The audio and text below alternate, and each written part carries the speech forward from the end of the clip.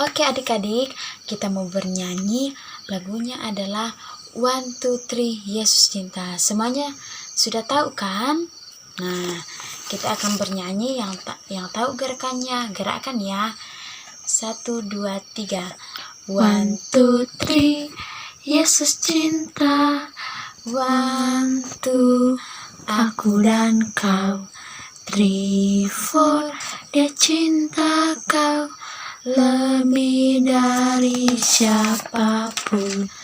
5, 6, 7 ku masuk surga. 8, 9 rumah baka.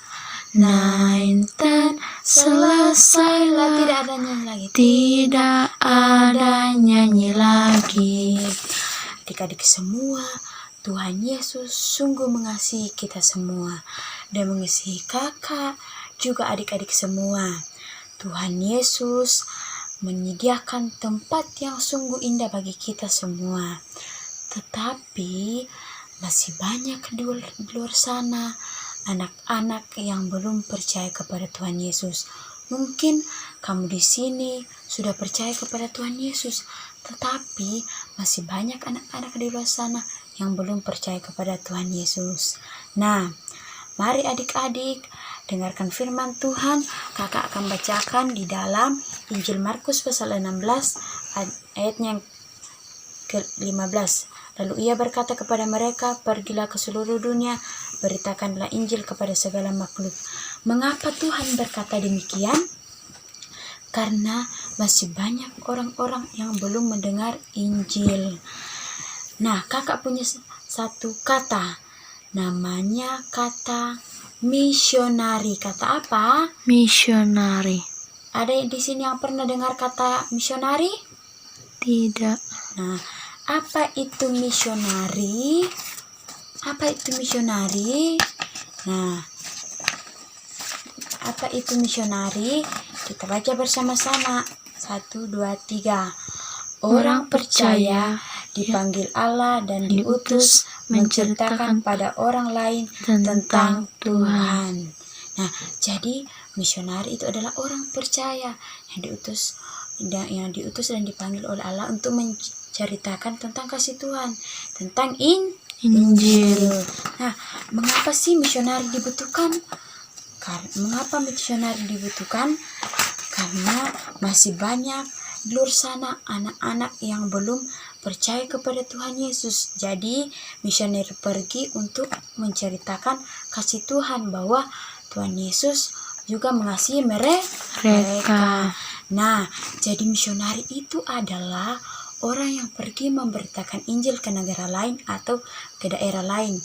Misalkan, contohnya di sini dari daerah Toraja ke daerah Papua atau Maluku. Nah, adik-adik mau kenal misionari kita? Mau lihat enggak ya? Mau. Banyak sih misionari yang ada di dalam TV, tetapi kali ini kakak akan memperkenalkan misionari yang ada di luar TV aja ya. Mau? Mau. 1, 2, 3. Belum. Nah, apa pelayanan misionari? Pelayanan misionari adalah mereka melayani orang-orang yang belum percaya.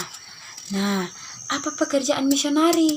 Pekerjaan yang dapat dilakukan misioner adalah dokter, ahli mesin, guru, pilot, dan masih banyak lagi. Nah, di mana misionari tinggal dan bekerja? Nah, misionari tinggal dan bekerja di daerahnya sendiri. Misalkan dia tinggal di Jakarta dan pergi memberitakan Injil ke Makassar. Nah, mereka lakukan semuanya itu untuk memberitakan Injil. Seperti ini. Ada begitu banyak daerah di dunia ini. Nah, misionari kita hari ini adalah, siapa misionari kita hari ini? Misionari kita hari ini adalah Ibu Lekenahia. Tahu enggak siapa itu Ibu Lekenahia? Ada di sini yang tahu?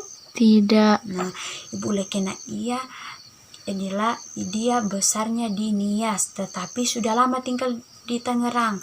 Dan Ibu Lekena dia mengambil keputusan untuk pergi memberitakan Injil kepada orang lain, bukan kepada orang lain di daerahnya sendiri, tetapi dia pergi memberitakan Injil di Bali. Di mana? Di Bali. Iya, di Bali itu kebahasaannya berbeda di Nias, berbeda juga di Tangerang.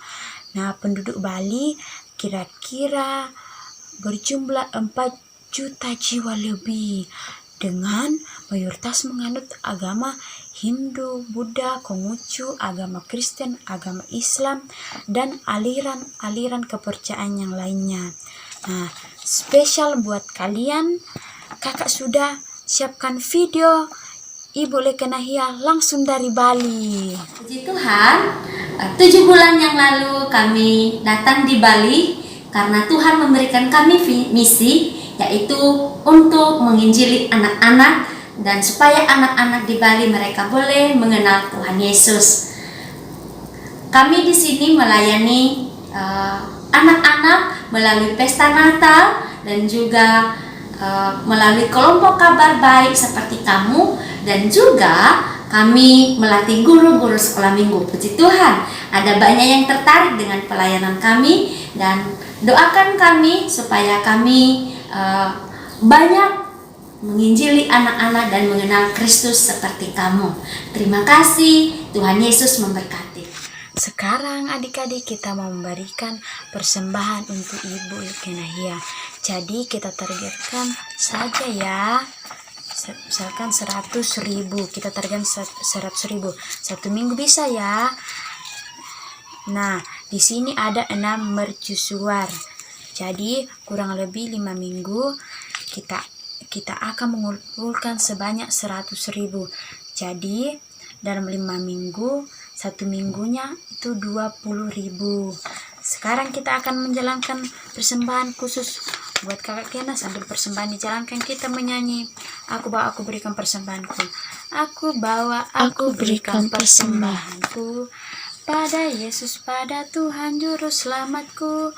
Ku bawa persembahan kepada Tuhanku, kiranya Tuhan terimalah dengan senang hati. Hore, oke kakak hitung ya.